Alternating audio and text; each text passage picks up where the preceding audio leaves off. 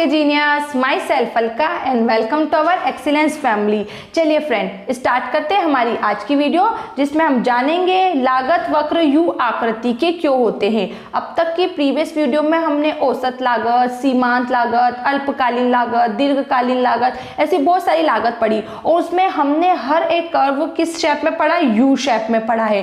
तो इस कर्व के यू शेप होने का रीजन क्या है, ये कारण हम जानते हैं। ठीक है, तो लिखा है यहाँ पे कि लागत वक्रों की आकृति यू आकार के होने का सर्वाधिक महत्वपूर्ण कारण है फर्म को प्राप्त होने वाली आंतरिक बचत। ये ऑब्जेक्टिव भी पूछा जाता है कि लागत वक्र यू आकृति होने का क्या कारण है, तो फर्म को होने वाली आंतरिक बचत के कारण लागत वक्र यू आकृति का होता है।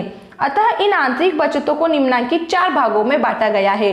4 प्रकार की फर्म आंतरिक बचत करती है, संस्था के अंदर बचत करती है, जिस कारण उसकी लागत क्या होती है, यू आकृति की हो जाती है। मतलब कहने का मतलब है लागतें उसकी कम होती है और उत्पादन अधिक होता है। जब खर्चे कम हो, उत्पादन अधिक होता है, तो लागत वक्र यू आकृति का होता है। ठीक है, तो पहली इसने हमें बताई है यहाँ पे तकनीक बचत। इसमें क्या है कि उत्पादन की तकनीक जैसे आधुनिक मशीनें, बड़े आकार की मशीनें आदि के सुधार करने पर जो बचत प्राप्त होती है उन्हें तकनीकी बचत कहते हैं। इन बचतों से उत्पादन अधिक मात्रा में होता है व प्रति इकाई लागत भी कम होती है।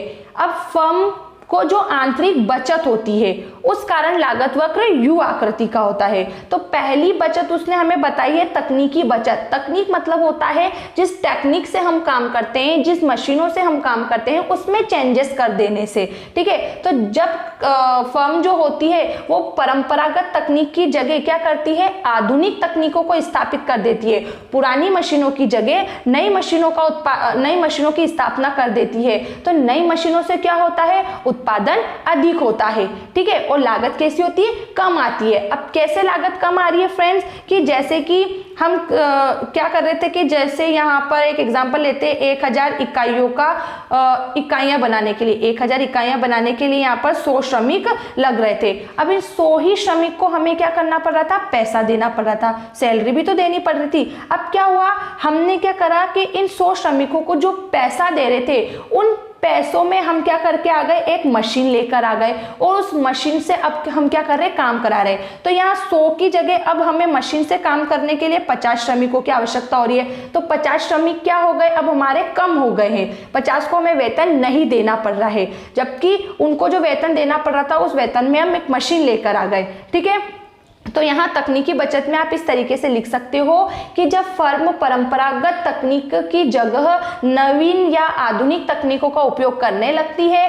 तो इन तकनीकों से उसके समय और धन की बचत भी होती है। श्रमिक कम गति से काम करता है, मशीन तीव्र गति से काम करती है। जहाँ 100 श्रमिक 1000 यूनिट्स का प्रोडक्शन कर रहे थे, वहीं अब मशीनें आ गई तो श्रमिकों की संख्या भी कम हो गई, एक और वेतन भी नहीं देना पड़ रहा है 50 श्रमिकों को, और दूसरी ओर मशीन से 1000 की जगह 10,000 इकाइयों का उत्पादन हो रहा, वो भी 50 श्रमिकों के माध्यम से।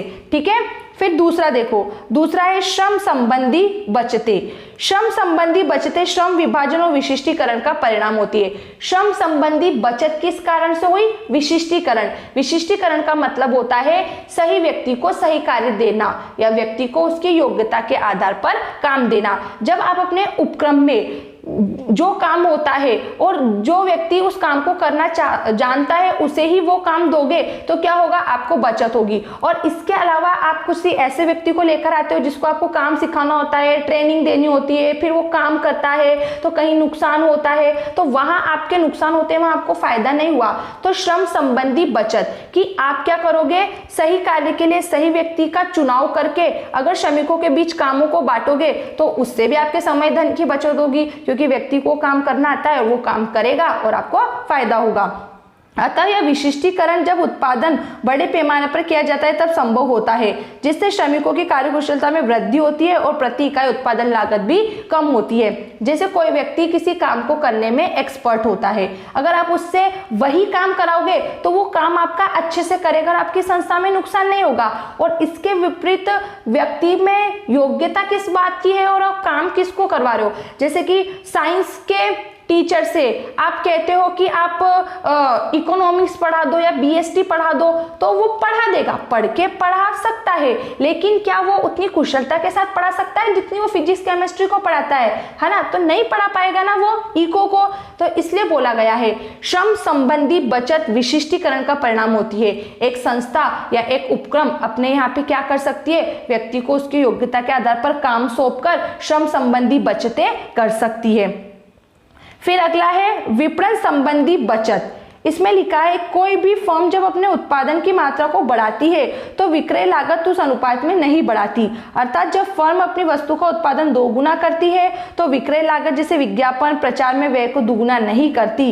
अतः वह उत्पादित सभी वस्तु का प्रचार प्रसार एक बार में ही करके प्रति इकाई लागत को कम कर सकती है। जैसे एक विज्ञापन 4 साल तक काम करता है, तो यहाँ पर विपणन संबंधी बचत में बोला गया है कि जब आप किसी वस्तु का प्रोडक्शन करते हो, ठीक है, जैसे पहले किसी भी वस्तु की आप 100 इकाइयां बना रहे थे और आप जब उसकी 100 इकाइयां बना रहे थे तब उस वस्तु की जो विशेषता थी, जो बातें थी, उस सबको लेकर आपने विज्ञापन किया, प्रचार प्रसार किया। अब उसकी 100 इकाइयों की जगह आप 1000 इकाइयां बनाने लग गए हो, तो आप क्या 1000 इकाइयों के लिए उसका एडवर्टाइजमेंट करोगे क्या? नहीं करोगे ना। वही बात कि विपणन बचते कि फर्म जब किसी वस्तु का उत्पादन दुगुना कर देती है तो वह अपने विज्ञापन व्यय को दुगुना न करे, तो उसको क्या होगी, विपणन बचते होगी। तो इस बचत के कारण भी लागत वक्र यू आकृति का होगा। एंड लास्ट है इसमें प्रबंधकीय बचतें। उत्पादन की मात्रा को बढ़ाने पर प्रबंध पर होने वाले व्ययों में जो कमी आती है उसे प्रबंधकीय बचत कहते हैं। अतः एक प्रबंधक अधिक मात्रा में उत्पादन का प्रबंध उसी कुशलता के साथ कर सकता है जितना कि थोड़े उत्पादन का। अब प्रबंध कौन होता है? मैनेजमेंट करने वाला व्यक्ति प्रबंधक। अब वह एक काम का मैनेजमेंट जिस तरीके से कर रहा है उसी तरीके से अगर वो 5 कामों का भी मैनेजमेंट कर देगा उसी सैलरी में, जैसे कि कोई भी एक यहाँ पर मैनेजर है, ठीक है, वो डेली जो काम करता है तो उस काम के आधार पर उसे 5000 रुपये महीना दिया जाता है। अब आपका प्रबंधक ऐसा हो कि वह एक काम की प्लानिंग करने के लिए आपसे 5000 रुपये महीना लेता है और वहीं अगर आप उसको एक प्लानिंग और करने के लिए कह देते हो, वो 5000 रुपये में ही दूसरी प्लानिंग भी कर देता है, तो ये होती है प्रबंधकीय बचत। कि आपके यहाँ का प्रबंधक इस तरीके से होना चाहिए कि कार्यों की अधिकता होने पर भी वह क्या कर सके, कार्यों का सही तरीके से मैनेज कर सके। तो प्रबंधक कार्यों का कम या ज्यादा कार्यों का मैनेजमेंट जितने अच्छे तरीके से करेगा उतना ही अच्छा क्या होगा, उसे वहां पर फायदा होगा। ठीक है, तो आया समझ में कि तकनीकी बचत, श्रम संबंधी बचत, विपणन बचत या प्रबंधकीय बचत